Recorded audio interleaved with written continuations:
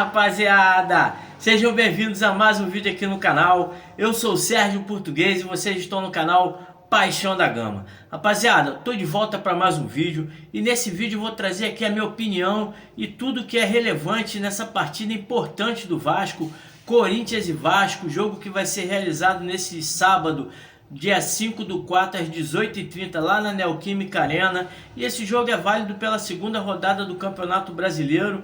Todos os ingressos que foram colocados à disposição da torcida do Corinthians já foram reservados, né? Então o Vasco vai estar aí tentando comprar as suas entradas nessa sexta-feira, né? Então é importante a torcida do Vasco marcar presença e com certeza a nossa torcida vai estar presente para impulsionar o nosso clube. O Vasco chega aí sobre uma desconfiança muito grande para essa partida, né?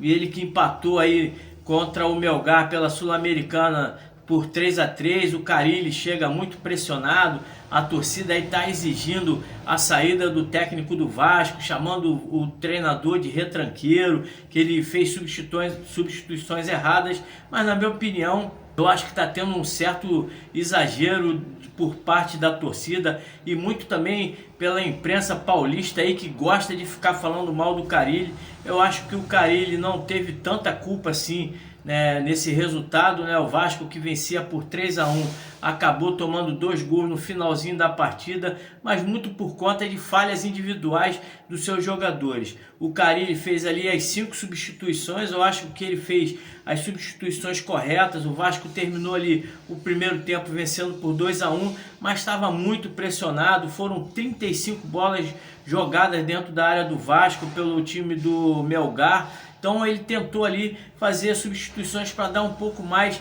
de marcação no meio de campo e saída de bola também pelo lado direito. Ele voltou com o Jair e o Ryan no lugar do Garré, que estava muito mal, e também do Paulinho, que ainda não tinha acertado ali a marcação. Paulinho que inclusive deve estar perdendo aí a posição de titular ou para o Jair ou para o Tietê.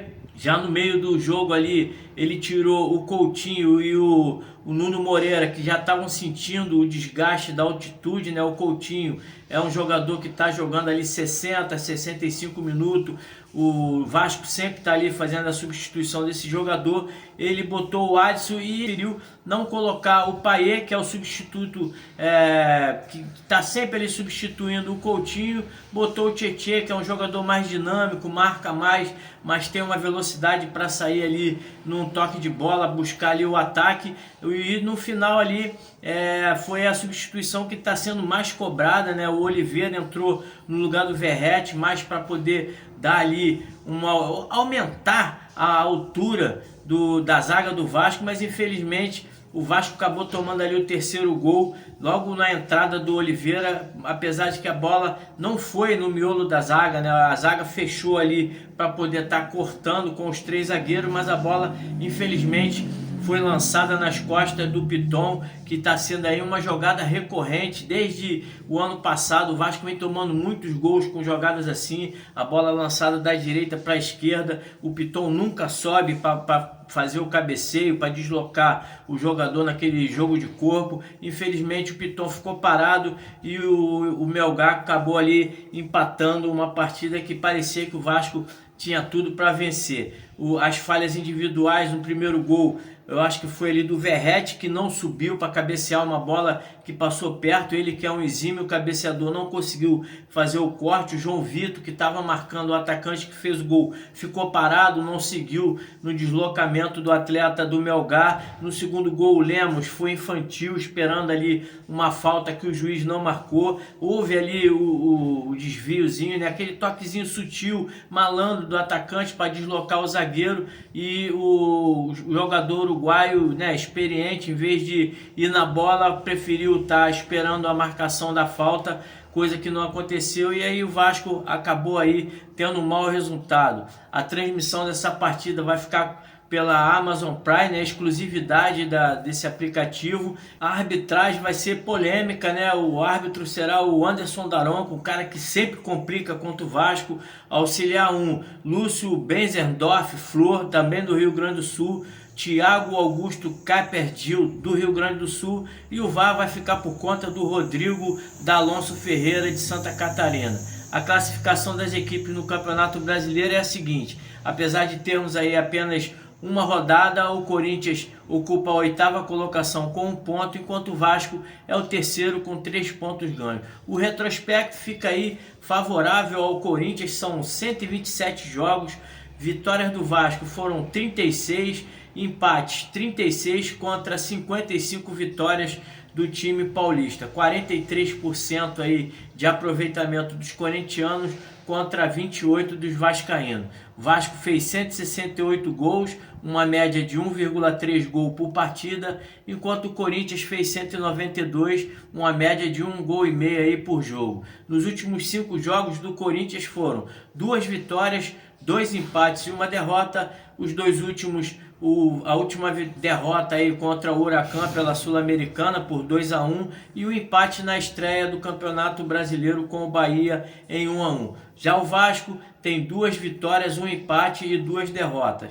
O empate do Melgar pela Sul-Americana em 3-3 e a vitória contra o Santos aí por 2-1 em São Januário. O desfalque dessa partida vai ficar aí por conta de jogadores importantes do time do Corinthians, né? O Hugo, goleirão aí que deu o título ao Corinthians aí com belas defesas no jogo contra o Palmeiras, evitou ali um gol de pênalti também do time do Verdão, e o Garro, que é o principal jogador ali de meio campo. Ano passado contra o Vasco ele fez chover, jogou muita bola, então vai ser aí um desfalque importante para o Corinthians a ausência desses 2 jogadores. Ainda há a dúvida aí do Andiarelli, né, o lateral esquerdo.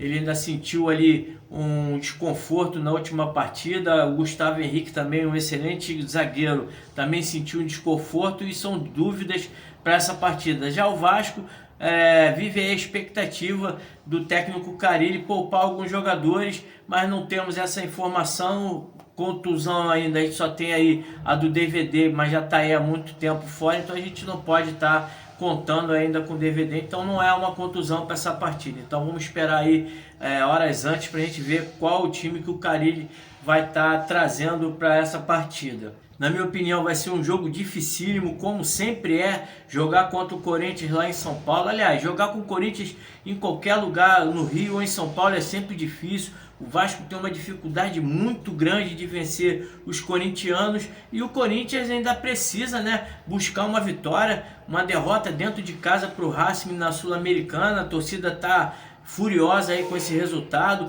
Teve um empate também na estreia do Campeonato Brasileiro, que eu acho que não é um resultado ruim, né? Foi um empate fora de casa contra o Bahia, que é uma equipe que vem muito bem aí na temporada de 2025, mas vai ser difícil aí para o Vasco. O Vasco tem que estar aí tentando, né, de explorar essa pressão que a torcida vai estar exercendo sobre o time do Corinthians. Apesar do Vasco ter que quebrar esse tabu que já dura aí muito tempo, né? O Vasco nunca venceu na Neoquímica Arena, e lá em São Paulo a última vitória do Vasco foi em novembro de 2007, 1-0, gol do Allan Kardec, né? Inclusive esse gol ali e essa vitória acabaram fazendo com que o Corinthians ficasse com poucas possibilidades de se salvar do rebaixamento. Teria que vencer o Grêmio na última rodada, acabou empatando, e isso aí culminou aí no rebaixamento do time do Corinthians. Acho que isso aí,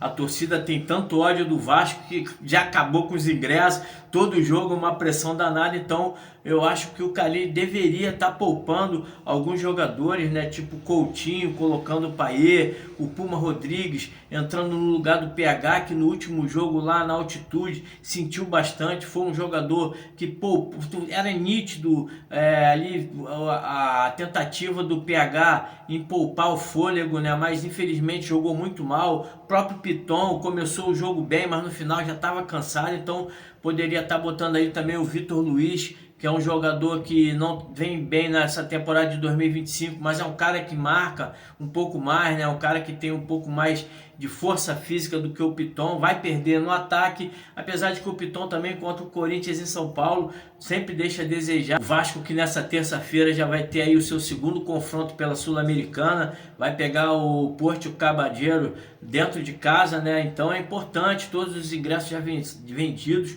o Vasco tem que estar poupando para poder buscar esse resultado, já que ontem o Lanús empatou com o próprio Porto Cabadelo, deixando todos os quatro aí com um ponto. Então o Vasco vencendo vai assumir a liderança, que é importante. A gente sabe que na Copa Sul-Americana só o primeiro colocado se classifica, né? O segundo entra num playoff com os terceiros colocados vindo da Libertadores, é um pouco mais difícil, então o Vasco tem que buscar essa vitória. Então temos que estar aí tentando poupar alguns atletas, principalmente aí o Coutinho, deixando ele no banco de reserva, quem sabe até segurar um pouco o Verratti, botar ele no banco de reserva, começar com o Ryan ali, seria importante.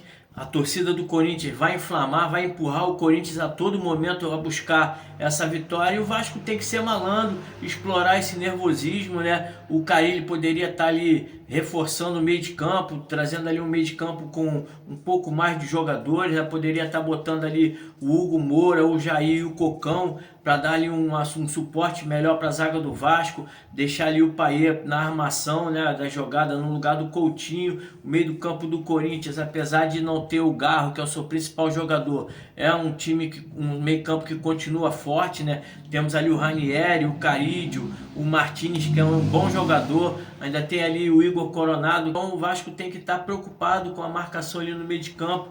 O ataque do time do Corinthians é um ataque muito bom, né? O Depay e o Yuri Alberto são jogadores que se entenderam bastante, estão fazendo muito gols, apesar de que o Depay está sendo um pouco perseguido pela torcida do Corinthians. Esse ano ele não vem tão bem como foi em 2024, né? Arrebentou em 2024, esse ano ainda está devendo um pouquinho, mas é um jogador experiente, sabe jogar. Contra o Palmeiras na final do campeonato, ele viu que o jogo estava ficando nervoso, subiu na bola ali, já deu aquele tumulto para poder gastar o tempo. Então é importante, principalmente ali a zaga do Vasco, marcar bem ali o Depay e o Yuri Alberto. A zaga do Vasco, que no último jogo aí tomou 3 gols de cabeça. Espero que o Carille possa ter ali conversado com os nossos zagueiros para poder armar melhor ali a armação ali da zaga, apesar de que a gente vai ter aí apenas um treinamento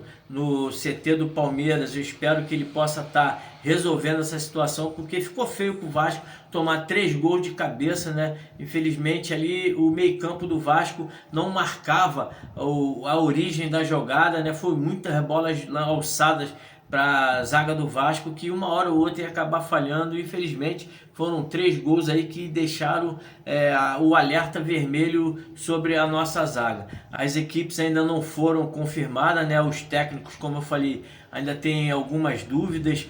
O Ramon Dias disse que vai trazer força máxima contra o Vasco.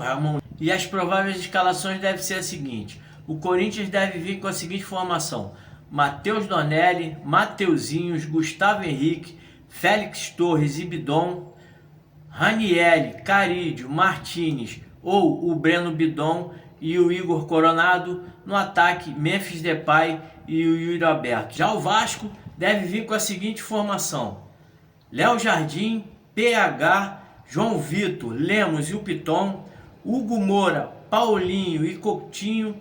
O ataque com Garré, Vegete e também o Nuno Moreira. Como eu falei, o Carille ainda não deu ali informações se vai poupar ou não, então eu vou estar trazendo aqui o time que é considerado aí o principal pela torcida do Vasco. Acho que vai ser um jogo difícil, um jogo como sempre complicado, né? O Vasco precisa estar quebrando aí essa invencibilidade lá em São Paulo, uma invencibilidade muito grande. Ano passado já conseguimos quebrar ali um tabu de vitória que durava aí 15 anos, então é importante o Vasco buscar ali. Eu acredito que o Vasco vai estar ali vencendo esse jogo por 1-0, um gol aí do Verratti para poder estar assumindo de vez a vice-liderança da artilharia dos estrangeiros no Vasco, né? O Verratti, que com esses 2 gols que ele marcou contra o Melgar pela Sul-Americana, ele se igualou ao Germancano com 43 gols, tá aí apenas 39 gols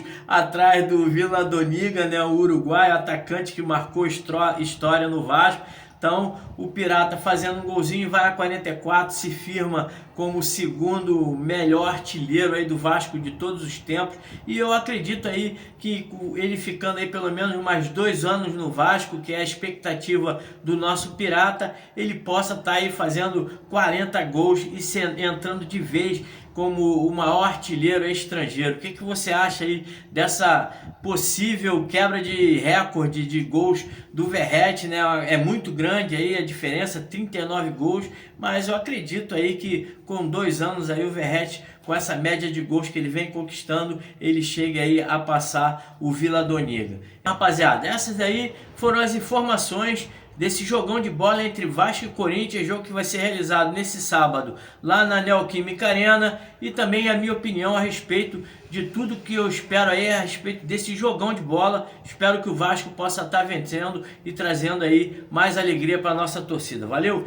Deixa aqui o seu like, o seu comentário é importante, e que você que não é inscrito no nosso canal, se inscreva para ajudar o canal a crescer cada vez mais aqui no YouTube. Um grande abraço a todos, saudações vascaínas.